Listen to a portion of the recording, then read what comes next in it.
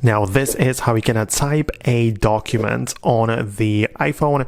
If you're new here on this channel, subscribe so you never miss anything important. So you need to use a third-party app for it, and there are actually two apps which I would recommend for this purpose.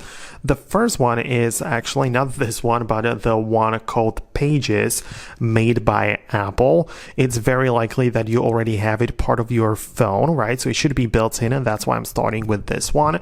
And it's freely available, so you can open it up like this, and using the Pages app you have the ability to start and type new documents, right? So you can click on start writing or choose a template. If I quickly show you the templates in here, there are things, you know, like the reports or some things where you already have like some tables and like different colors and layouts and so on. So you can utilize any of the available templates, or as I said, you can click on a start writing like this and you're just gonna get like a blank page and you can type in whatever you want. Obviously all of the settings and everything can be changed, right? So you can change the font and like sizes and everything, right?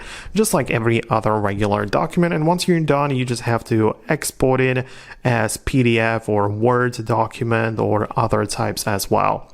So that's what you're gonna do, and that is the most commonly used app for me for this purpose. But there are also the Google Docs app, which is also freely available, and you can get it from the App Store as such, right? So it looks like this, right? I can re-download it because I haven't had it on my phone for a while, and it works on a similar principle. Obviously it's made from Google, so you'll need your Google account to sign in there, and it's basically the same principle where you can either start a new document from scratch, or you can as well see that we have some templates that we can pick from. But I'm going to click on new document, give it a title, and that's how you'll be able to type that stuff in. Obviously the same tools like the bold tags and color options and so on, everything is part of this.